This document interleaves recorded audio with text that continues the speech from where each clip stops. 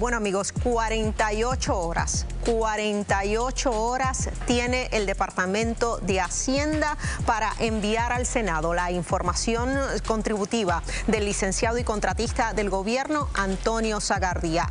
Esa fue la decisión hoy del Tribunal Apelativo que ratifica la decisión de la jueza Iris Cancio del Tribunal de San Juan. Así que el Senado se apuntó una victoria. De hecho, precisamente, el presidente del Senado, Tomás Rivera Chats, de inmediato hizo un buenas tardes diciendo que en una decisión unánime, 4-0, el Tribunal Apelativo confirmó las acciones del Senado de Puerto Rico que son consistentes con la Constitución.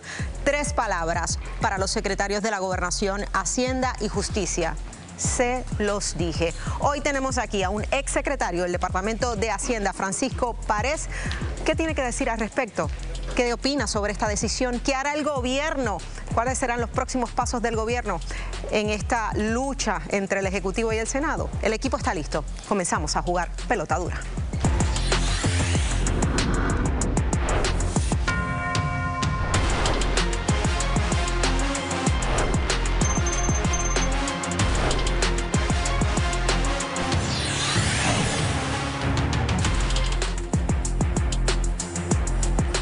Saludos amigos, soy Laisa Torres, bienvenidos a Jugando Pelota Dura. Bueno, tenemos al equipo completo como les dije y se encuentra con nosotros Margarita Ponte, también Armando Valdés. Gracias a ambos por estar acá, ¿cómo están? Gracias a ti, muy bien. Qué bueno. Saludos, Margarita. Muy buenas noches y mira que muchas noticias para hacer caliente un viernes. Así es. Caliente un viernes. Bueno, y para analizar el tema del momento que rompió hace algunas horas apenas. Francisco Párez, exsecretario del Departamento de Hacienda, también se encuentra con nosotros el representante Ramón Torres del Partido Popular Democrático, miembro de la Comisión Cameral de Seguridad. Gracias a ambos por estar acá. Por la oportunidad. Saludos, buenas noches al país, buenas noches Francisco. Saludos. Párez, ¿le sorprendió esta decisión, que sale apenas unas horas atrás del Tribunal Apelativo? No, porque ya se veía venir con la decisión que tomó el Tribunal de Primera Instancia, también esa interacción inicial del Tribunal de Apelaciones, particularmente con el licenciado Antonio Sagardía, se toma esta determinación. Creo que debe ser un proceso también de elección para el Departamento de Hacienda. ¿De elección? A pesar de que yo puedo incluso coincidir en la posición del secretario de Hacienda sobre la protección de la información de contribuyentes, el dato es que desde ya hace casi un mes hay una orden del tribunal, incluso antes de que esta se apelara o se reconsiderara, lo cual ya daba paso y autorizaba al secretario de Hacienda a emitir esa información, y que verdaderamente a quien le correspondía vindicar sus derechos era la parte afectada, que era el licenciado Antonio Sagardía, y en ese sentido pues creo que expusieron al secretario de una manera innecesaria y que se está arriesgando a más derrotas que de alguna manera u otra pues afectan la imagen del departamento. El argumento de la privacidad y la confidencialidad de información. Yo creo que son importantes y de hecho, a mi juicio, donde tengo diferencias con los jueces, yo no soy abogado, simplemente administré el Código de Rentas Internas por 4 años y medio, es que se está pidiendo información que es colateral a la planilla y que a mi juicio también debería estar cubierta por el derecho a la intimidad. Los jueces lo ven de otra manera, el Senado lo ve de otra, y ya decidieron, y le corresponde al Departamento de Hacienda pues cumplir con esta orden, o en la alternativa que sea el contribuyente quien trate de vindicar sus derechos en los distintos foros concernientes. Representante, el tribunal valida obviamente el derecho, la capacidad a nivel constitucional que tiene la legislatura de investigar. Y habla más, dice que el derecho y el deber que tiene de investigar va inherentemente agarrado de la mano con el deber de legislar. Y jurídicamente, aunque estoy de acuerdo en la mayoría de lo que dice Francisco, no estoy de acuerdo en el sentido de cómo lo ve, si es o no es un documento privado. La realidad es que jurídicamente dice que sí, que es un documento público, que es un documento que se le puede entregar al Senado y que el Senado tiene derecho a tenerlo. Políticamente tiene un problema, el gobierno, el Ejecutivo, porque políticamente la percepción es, y lo estaba hablando fuera de cámara con el exsecretario, que parece que están escondiendo algo, porque llevan demasiado tiempo tratando de que sí, que no, y si ahora mismo están escribiendo el recurso para ir al Supremo, peor van a quedar para la percepción pública, porque va a parecer como que están escondiendo y que no quieren entregar algo que ya en 2 ocasiones, 5 jueces, la de instancia y los 4 del apelativo, le dieron la razón. Párez, hace una semana yo le pregunté a usted qué usted haría en caso de estar en la Secretaría en este momento, y usted dijo que haría lo mismo que está haciendo el actual secretario. No, de hecho, dije que no. Yo lo que diría, comenzar igual, pedir la orden del tribunal. Eso se consiguió incluso antes del proceso de reconsideración. Donde yo tengo mis diferencias de criterio en cómo el departamento lo ha manejado, la gerencia del Departamento de Hacienda, es que una vez se tiene la orden, han tratado de impugnar esa orden y el derecho lo que dice es que una vez ya está esa orden emitida, pues le corresponde al departamento. O sea, pero inicialmente usted habría actuado igual. Una vez un juez le ordenó eso, usted no habría apelado la decisión. Probablemente yo me hubiese allanado y hubiese hecho una invitación a que el contribuyente sea quien lleve la pelea. ¿Por qué el contribuyente en este caso no ha actuado? Desconozco. Desconoce. ¿Y es común esto? Bueno, es que el caso de Rullán contra Fasal Zamora era el contribuyente contra el Senado, no era el Departamento de Hacienda.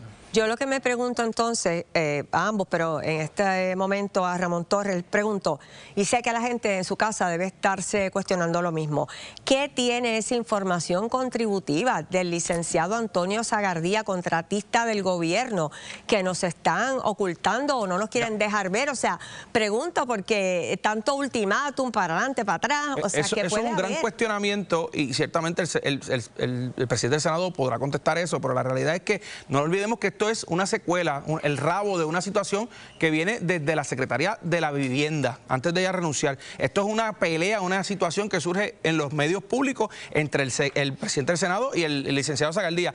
¿Qué tiene? Pues ciertamente debe tener alguna información. Pero estamos que una sobrefacturación. No, por supuesto. Eso se mencionó, pero si me permiten un segundo nada más, el Senado busca que Hacienda certifique si el exsecretario de Justicia presentó las informativas que ya todo el mundo conoce, ¿verdad?, a nombre de abogados que posiblemente trabajaron de manera subcontratada. Eso es un delito, eso es ilegal. Que incluso, sí, bueno, no necesariamente subcontratar es un delito, en teoría el contrato debería habilitar para que se pueda subcontratar en casos de contratación por servicios profesionales a un individuo como tal.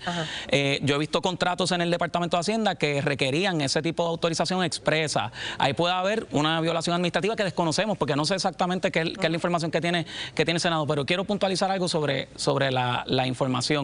Creo que los tribunales pudieron haber hecho un mejor trabajo en cuestionar la pertinencia, porque se responda, como se respondan a estas interrogantes que solicitó el Senado, no te determina absolutamente nada sobre si el licenciado Zagardía cumplió o incumplió como contratista del gobierno de Puerto Rico. Y entonces se está vulnerando un derecho a la intimidad que en teoría pienso que la cobija esa información e independientemente de lo que se conteste, no determina el cumplimiento o incumplimiento de su deber como contratista ante Pero es una pérdida de tiempo entonces. Tal vez el Senado lo ve distinto, las personas que están asesorando el Senado, el presidente del Senado ve distinto, entiende que tal vez pueda haber información ahí que sea relevante para ellos, pero para mí el tribunal ni siquiera cuestionó la pertinencia. Y en ese sentido, pues creo emitir una orden sin hacer esos cuestionamientos que para mí... En ese sentido me parece, y por ahí es que uno puede especular de que el Senado tiene ya la información y que lo que está buscando es corroborarla. Sí. Que ciertamente, ¿verdad?, esa teoría, ese precepto de que uno no hace preguntas que no sepa la contestación, por ahí que posiblemente el Senado está. Ahora bien, la sentencia al final no dice, pero uno interpreta que no le da 48 horas como todo el mundo dice, lo que le da es 24. ¿Por qué? Porque la sentencia lo que dice es, se deja sin efecto la paralización, que se paralizó el lunes pasado. La sentencia original es del viernes. Los 48 horas empezaban el lunes porque sábado y domingo no se cuentan. O sea, ya llevan 24 horas cuando la paralizan y dice, se dejan sin efecto la paralización y que continúe el efecto de aquella sentencia. Así que el lunes a las 12 de la noche sabremos si entregaron o si pusieron en una situación difícil al secretario de Hacienda actual, que entonces le tiene un pie dentro de la cárcel por un desacato civil. Esa es la situación. Obviamente este tema la semana que viene va a dar mucho de qué hablar, pero aprovechando la presencia de ambos, hay un tema bien importante que quisiéramos tocar con ustedes. A raíz de las encuestas que hemos, ¿verdad?, que hemos presentado durante toda esta semana, el tema de la criminalidad es importantísimo, es primordial para la ciudadanía. De hecho, hablando sobre la criminalidad, el propio superintendente de la policía ha dicho o ha reclamado mayor presupuesto, hablando de presupuesto, para la uniformada, para modernizar equipos, para tener los recursos necesarios para atajar el crimen. El año fiscal 2025-2026, 860.9 millones de dólares el presupuesto de la policía. esto obviamente representa una reducción o el que se pretende aprobar es una reducción a esta cantidad. O sea, él necesita más dinero para poder operar, definitivamente. Estuvo aquí con nosotros el superintendente de la policía haciendo énfasis: sin dinero no podemos atender el crimen. ¿Hay dinero para la policía o las prioridades de este gobierno están trastocadas? Creo que hay recursos. El gobierno de Puerto Rico recauda cerca de 13.000 millones de dólares, pero sí concedo y reconozco que se tendrían que tomar decisiones bastante antipáticas para mover lo que son esas prioridades y poder cumplir con lo que son las prioridades, particularmente. ¿Se le puede dar a los uniformados el aumento que necesitan? Sobre eso, lo que pasa es que si el 70% casi del presupuesto del Fondo General se va en servicio a la deuda, pensiones y pago de nómina, y quieres mover y quieres financiar programas de gobierno que todos podemos coincidir que se debe financiar aún mejor la policía de Puerto Rico, pues acarrea con toda probabilidad tener que tocar una de esas tres partidas que señalé. El superintendente estuvo aquí, quisiera que escucharan lo que él dijo que está teniendo que hacer la policía, ¿verdad? Quizás con mayor necesidad y mayor premura para poder resolver y atender las necesidades económicas. Vamos a escucharlo. Siempre se va a necesitar más y eso porque estamos trabajando con el dinero de las confiscaciones, ¿verdad? Tenemos agentes destacados en las agencias federales y de ahí cuando se hacen estos operativos, estas confiscaciones, propiedades, dinero, parte de eso regresa a la Policía de Puerto Rico para eso mismo, para comprar equipo. Obviamente están estirando el peso. Mira, esto se puede resolver mañana si eliminan el DSP. El Departamento de Seguridad Pública, que actualmente lo que hace es una capa burocrática adicional, le estaría inyectando 42 millones que se van en cuestiones administrativas que hay directamente a la policía o a las otras agencias. Pero eso no es una decisión antipática, que es lo que decía Pared, ¿verdad? Yo creo que es simpática, nadie quiere está simpática, pero no hay voluntad en el sentido de las decisiones antipáticas. Habría que cortar en otros lugares para darle dinero a la policía. Pared, pero ¿cuáles serían esas decisiones antipáticas? Porque, de nuevo, de acuerdo a la encuesta que hace Pelota Dura, el crimen es la prioridad. ¿Qué puede haber más importante que eso que vaya a causar un crujir de dientes? Que si tu 70% se va en nómina o pensiones, para tú poder mover la aguja a nivel presupuestario, probablemente vas a tener que tocar una de esas despedir empleados en otro lugar. Probablemente. O bajar pensiones. O bajar pensiones. O sea, que ambas cosas son ambas cosas van a ser altamente criticadas. No hay de dónde más cortar. Mira, la Procuraduría. De contrato. Lo que pasa es que, cerramos la Procuraduría. ¿Qué es lo que más gasta la Procuraduría? En nómina. Pues va a terminar tocando seres humanos, ya sea en su carácter de pensión o en su carácter de empleado, y han sido... Pero esas son las decisiones que uno tiene que tomar cuando se gobierna. Eso para mí es un... Sí, y si la prioridad es el crimen... Y nuevamente la prioridad número uno sobre la encuesta es el crimen, y esa percepción de la gente allá afuera que si no le da el dinero, pues entonces lo que está sucediendo es culpa de que la policía no puede trabajar porque no tiene dinero. Y que se siente, miren, que se siente en una mesa, ahora digo yo, con los secretarios que sea necesario. Un carro y vaya de San Juan a Ponce para que vea que no encuentra patrulla. El crimen nos está secuestrando. Pero es una medida que usted puede hacerla. Póntese hoy en el carro, hoy está de noche, pero mañana, y vaya de San Juan a Ponce y vea que no hay patrulla en la calle. Y se puede llegar en una hora. Bueno, yo no lo recomiendo. Pues no paran a nadie, es que es la verdad. Sí, es la verdad, no paran a nadie. Y de verdad que el crimen nos tiene a todos secuestrados, nos tiene a todos preocupados. Y para poderlo atender hay que tomar decisiones difíciles que desde la perspectiva política van a ser bien criticadas, y es lo que yo creo, a base de mi experiencia, que ha impedido que se tomen esas decisiones. Es triste, claro que sí. Pues hay que ser valiente. Hay que ser valiente, sin duda alguna. Gracias a ambos por la discusión. Bueno, amigos, vamos a hacer una pausa, pero ya está listo nuestro panel político de los viernes porque hay temas calientes. Kimberly. Ay, Laisa, está sumamente caliente, pero ya usted votó y siga votando. ¿Cree que pugna por documentos de Antonio Sagardía escalará al Tribunal Supremo? Escanee el QR Code y vote ya en nuestra encuesta, claro. Y prepárese porque el pueblo dejó conocer su sentir, pero ¿qué consejo se debe llevar la clase política? Jorge Colbert se lo cuenta, así que mire, muy pendiente. Además, la gobernadora tilda de obstáculo a presidente del Senado y él no se queda callado. Pues miren quién acaba de llegar. Aquí está nuestro panel favorito suyo de los viernes. Ellos vienen con el mejor debate, así que usted no se lo puede perder solo aquí en Jugando Pelota Dura. Esto se va a poner bueno, señores. No se despegue. Bueno, amigos, seguimos jugando Pelota Dura. No cesan las confrontaciones entre el Senado y la Fortaleza. La gobernadora dijo que el mayor obstáculo de su administración es precisamente el presidente del Senado, Tomás Rivera Schatz. Margarita Ponte nos dice más. Si usted pensaba que las fricciones entre la gobernadora Jennifer González y el presidente del Senado, Tomás Rivera Schatz, se habían detenido, se equivocó. La mandataria no tuvo reserva alguna para decir que el líder senatorial es el mayor obstáculo de su administración. Es el mayor obstáculo que tiene esta gobernadora. Él no respeta el mandato, ¿verdad?, de la gente, y si ustedes se fijan, esto es lo mismo que le hizo en otra proporción a Ricardo Rosselló, a Luis Fortuño, ¿verdad?, a Pedro Pierluisi, a Wanda Vázquez en el caso, pero en el caso mío nos está atacando a todos los jefes de agencia. Así que yo creo que esto es una estrategia de él de seguir lanzando oposición, críticas a los funcionarios correspondientes. Claro que hubo respuesta de Rivera Schatz, se las comparto. Dijo, la gobernadora tiene algo de razón, hemos obstaculizado, y siguió. No permitimos una evasora en el Departamento de Estado, una persona mendaz y carpetera en justicia, privilegios personales y familiares en la parguera, la locura de tablillas a tutiplén, el chisme de los centros de inspección que terminó en la oficina del FEI, una monarquía en una democracia. Cierro la cita. Seguro que tiene la siguiente pregunta. ¿Hasta dónde llegará la confrontación del Senado y Fortaleza en este cuatrienio?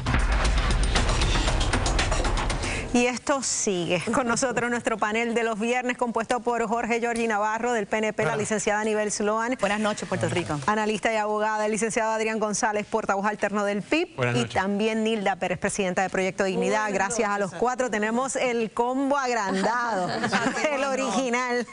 Gracias a los cuatro por estar acá. Bueno, si la cosa no avanza en la administración, es porque hay un obstáculo. Y según la gobernadora, es Tomás Rivera Schatz. Bueno, aquí se está trabajando de que hay una situación entre Tomás y la gobernadora, es una realidad. Claro. Que cuando se case esa controversia o esa primaria, se va a resolver todo. Aquí tenemos el primer presupuesto balanceado. Cuando pase la primaria, ¿que se va a resolver todo? Cuando ellos decidan que va a correr, hay primaria. Pues ya, vamos a sentarnos y que gane el que tenga. O sea, hay que esperar a las primarias y entonces en estos años... Pero acabas de decir que hay primaria. Lo que pasa es que aquí ustedes piensan que porque hay una controversia no se está ejecutando. Aquí tuvimos el primer presupuesto balanceado en la historia, certificado por la Junta. El mejor back to school de la escuela. El desempleo más bajo en la historia de Puerto Rico.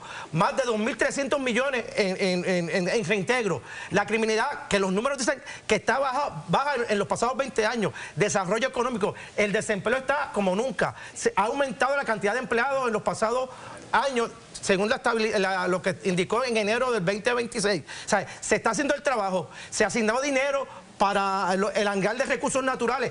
Estas situaciones están nublando lo que está haciendo esta administración. ¿Están de acuerdo? Claro que sí. Muy lamentablemente, este gobierno ha sido una gran decepción para Puerto Rico. Nos tienen sumidos en una lucha de egos, en una guerra interna. A ver quién tiene más poder, si Francisco Domenech, Tomás Rivera Schatz o Jennifer González, y a ver quién tiene más contratos. En el interín, Puerto Rico, muy triste, esto es muy doloroso porque sigue sufriendo el caos energético, el caos en el agua, seguimos sufriendo la criminalidad, los problemas de salud, la falta de un proyecto de país. Adrián y Nilda, sumándole, no dice nada. Obviamente lo dicho por el... Lee los periódicos. Nos haga todos una careta. Ilústrate. Dame una oportunidad. Esto, dame el número. Que te calles, que quiera hablar. Perdón, adelante. Gracias. Sumándole a todos los comentarios, ¿verdad?, que hemos discutido. Otra nueva problemática se añade en cuestión a la solicitud de información, porque nuevamente el Senado, esta vez con el Departamento de Justicia, está pidiendo información sobre Susan Roy, la secretaria del Departamento de la Familia, ¿verdad? Se destapa otro nuevo incidente, que esto obviamente vamos a ver lo que pasa, porque ya Justicia dijo que no iba a entregar. O sea, la lucha al parecer no se le ve punto final. Es que el mayor obstáculo de este país es el Partido Nuevo Progresista. Son nombramientos que hizo la gobernadora, que el propio Senado de Rivera Schatz confirmó y que ahora fiscaliza como si hubiese llegado ayer. Todo esto fue advertido. Todas las cosas que está pasando en el gobierno, la culpa es compartida. Ellos no tienen unas diferencias en términos de políticas públicas, como muy bien ellos plantean, proyecto que llega, proyecto que se aprueba y ella lo convierte en ley. Todo esto es una pantomima, realmente. Pero tú no votas a favor de esos proyectos, ¿cómo que es una pantomima? No, más de 114 proyectos radicados, el 56 proyectos aprobados por Cámara y por Senado. Se está trabajando, lo que pasa es que esto es hablando superficial, no te vas al concreto.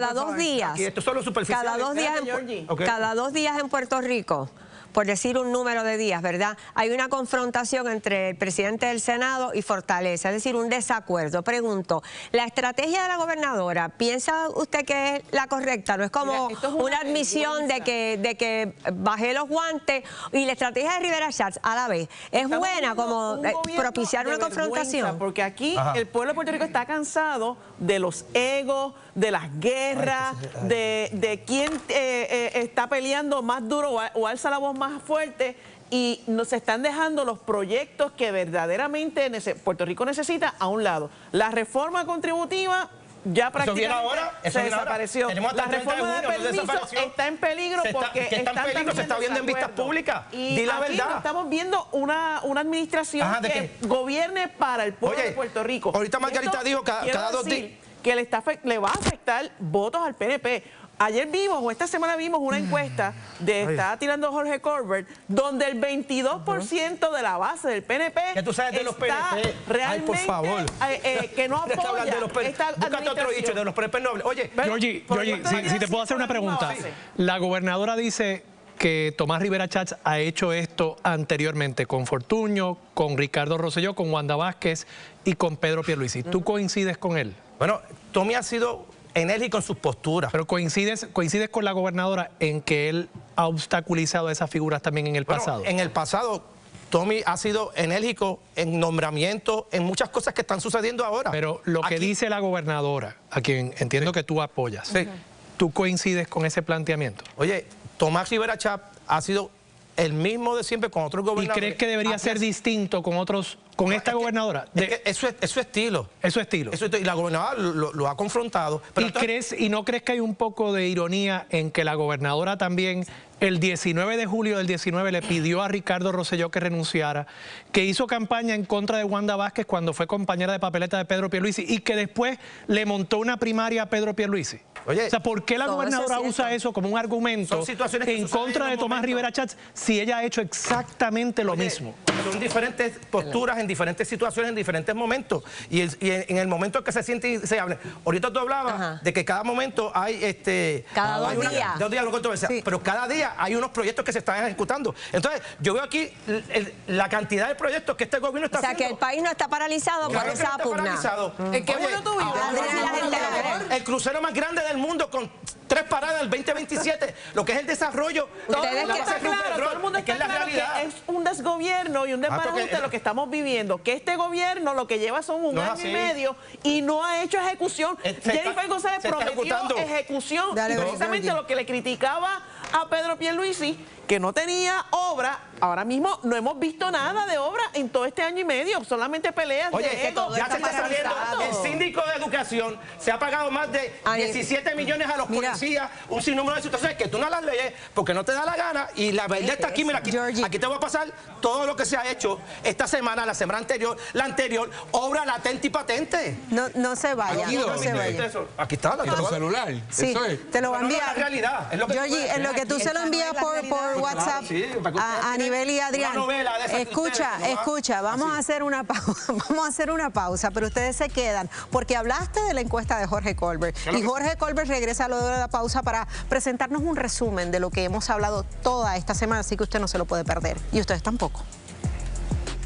Eso, Liza, estamos a la expectativa de lo que sucederá y usted votó la encuesta, claro. Pugna por documentos de Antonio Zacardía escalará al Tribunal Supremo. Los resultados están en pantalla, un 67% dijo que sí. Gracias a todos. Y por ahí viene nuestro querido Jorge Colbert, porque ya el pueblo habló. ¿Escuchará a la clase política? ¿Qué nos puedes decir, Jorge? Bueno, vamos a hacer un resumen de la encuesta de Juan de Pelota Dura, pero particularmente qué deben hacer ahora los partidos ante los resultados y qué debe de dedicarse, sobre todo los legisladores, la gobernadora, comisionados residentes, y en los temas prioritarios que la gente ha expresado que tienen interés en que se atiendan. Aquí hay recomendaciones, así que usted quédese con nosotros. Esto es Jugando Pelota Dura. Gracias. Bueno, amigos, esta fue la primera semana de la encuesta de Jugando Pelota Dura, que arrojó resultados y datos muy interesantes. Ahora bien, ¿qué deben hacer los partidos políticos con esta información? Jorge Colbert nos dice lo que no te dicen.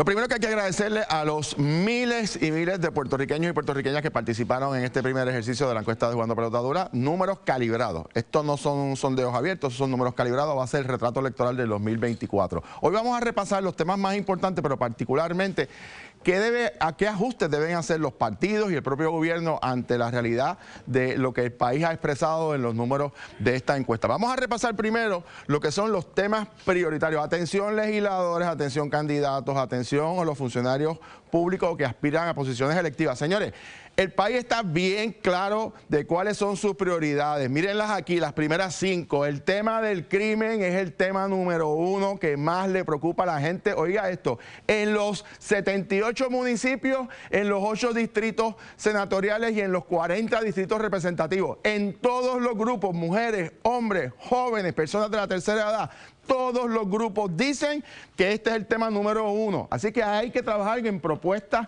para atender el crimen, prevención, pero también en fortalecer y darle los recursos y los fondos que necesitan ahora en el presupuesto que está pidiendo el superintendente de la policía. Segundo tema, costo de vida. El bolsillo de la gente no aguanta más golpes al bolsillo, aumentos en los productos, aumento en la gasolina, aumento en los peajes. Hay que atender el asunto económico que tiene un impacto sobre la familia puertorriqueña.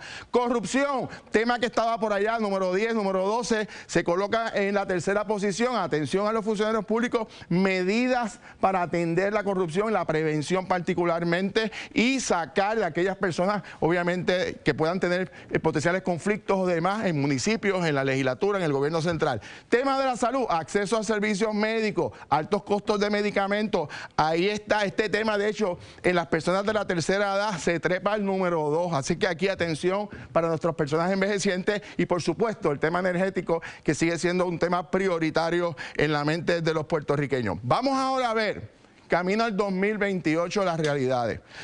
Primero, Proyecto Dignidad y el Partido Independentista mantienen sólidos sus bases de voto íntegro en sus partidos, asegurando básicamente la existencia como partido político con los números necesarios. Así que mantienen su fuerza política, no se están debilitando. En el caso del PNP sí hay un problema, porque hay un 22% de los electores que votaron íntegro por el PNP en el 2024. No es que se están moviendo a otros partidos, es que están diciendo que no tienen motivación, que están desanimados para votar por el PNP íntegro en el 2028. Esto el PNP lo tiene que atender porque es un problema interno. En el caso del Partido Popular, se ve un aumento lento pero sostenido del crecimiento de su base política, de 3%, que cuando se suman también los indecisos, estamos hablando cerca de 60,000 votos. Pero ¿qué pasa? El Partido Popular, oigan esto, perdió en el voto íntegro con el PNP por 150,000 votos. Por lo tanto, todavía está bajo 90,000 votos por debajo del PNP en el voto íntegro. Va en ruta ascendente, pero no es suficiente. Tiene que continuar trabajando el Partido Popular y Pablo José Hernández en esa refundación que ellos llaman, para atraer todavía casi 100,000 populares que se fueron y que no han regresado o no tienen todavía intención de regresar. Aquí es donde está, señores, la clave de las próximas elecciones. Los electores no afiliados. Casi 500,000 personas no se sienten identificados con ningún partido político. Aquí votan mixto, candidaturas. Este grupo fue el que le dio a Juan Dalmau nada más de 340,000 votos. Pablo José Hernández sacó 289,000 votos por encima del PPD, pero Juan Dalmau sacó 340,000 por encima del PIB, señores. Aquí hay un paquetón de votos.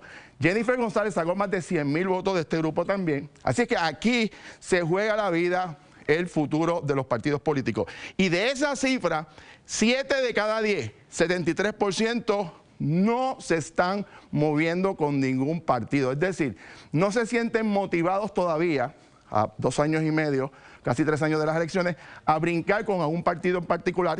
No demuestran todavía una determinación. Quiere decir que no le están hablando a la base de estos electores. ¿Qué tiene que hacer? Y miren lo que la gente está diciendo, señores. Aparte de los temas, miren lo que están pidiendo. Atención, sobre todo los no afiliados.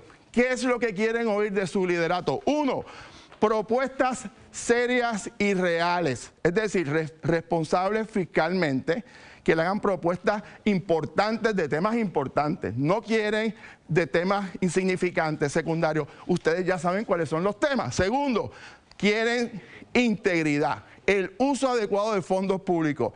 No se le puede meter y robarle el dinero a la gente. La gente está pidiendo funcionarios íntegros. Y el tercero, honestidad, es decir, que le digan la verdad a la gente, aunque no sea la más simpática, pero la que sea la más responsable para el pueblo de Puerto Rico. Esa es la presión del pueblo, ojalá el liderato político los escuche. Pasamos con Laisa. Gracias, Jorge. Recordando, amigos, que si usted quiere participar de la encuesta de Jugando Pelota Dura, escanee el código de barras en pantalla y participe de nuestra próxima encuesta. Con nosotros sigue nuestro panel político y de inmediato quiero reacciones a lo presentado hoy, que son números reales. Estamos viendo la base de un PNP debilitado, hay una cantidad considerable de personas no motivadas a votar o indecisos.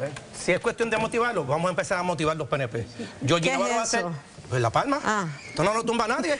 Vamos a empezar a motivar a ese PNP de ese 22%, que sé que está dolido por lo que está pasando, pero la motivación va a llegar.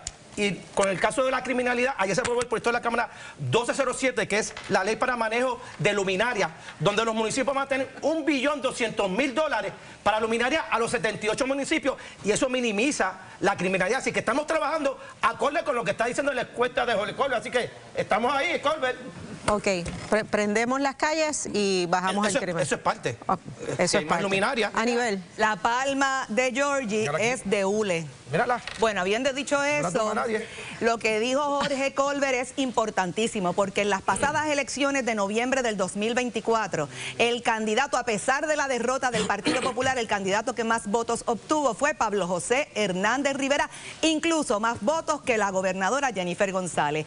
Ha dicho Jorge Colbert que el Partido Popular, que el PNP, su base está debilitada y desmotivada, no tiene inspiración, mientras que el Partido Popular está en ruta ascendente de forma sostenida. Por lo tanto, a mí me parece que la conclusión es lógica.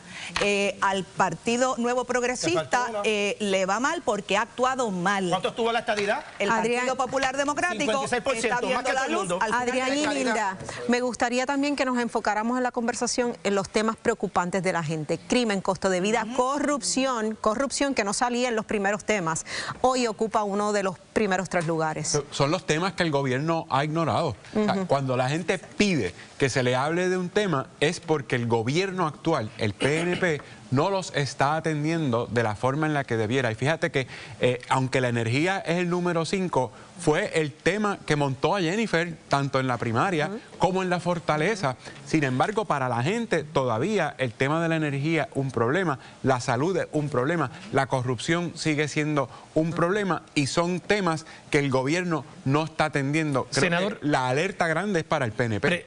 Precisamente en línea con lo que plantea el senador, el hecho de que la energía llegue en un 5º lugar cuando fue el tema principal de la contienda electoral del 2024.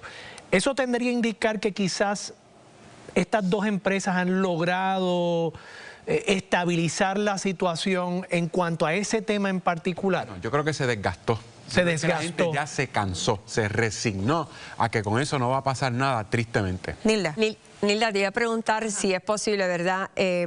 500,000 no afiliados. ¿Puede pasar cualquier cosa? Claro que sí. Y es bien interesante porque Colbert termina la encuesta diciendo que hay 3 temas importantes que el pueblo está pidiendo: honestidad, integridad y propuestas reales que le bajen los impuestos al pueblo y que le mantengan la calidad de vida a todos los puertorriqueños. Y eso es lo que viene a traer Proyecto Dignidad. Ahí está la reforma contributiva. Servidores públicos íntegros, honestos y que velen por el bien y los recursos públicos. Así que Proyecto de Dignidad, lejos de lo que dicen por ahí unos pájaros de mal agüero de que está muerto, estamos con la misma base para garantizar nuestra estabilidad como partido y vamos en busca de esos 500,000 votantes que están cansados de los mismos partidos que han llevado a Puerto Rico a la quiebra. Si uno ve los temas principales, lo que le preocupa a los puertorriqueños, crimen, costo de vida y corrupción, no son difíciles si hubiera un gobierno que pusiera primero a la gente.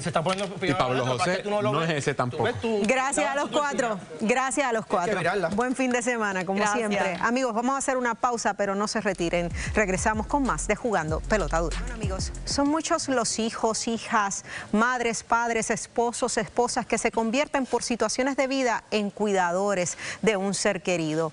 Esta labor va más allá, ¿verdad?, de la labor como tal. Es un acto de amor, pero muchas veces estas personas también necesitan un respiro. Kimberly nos habla de una actividad muy bonita que se va a llevar a cabo próximamente.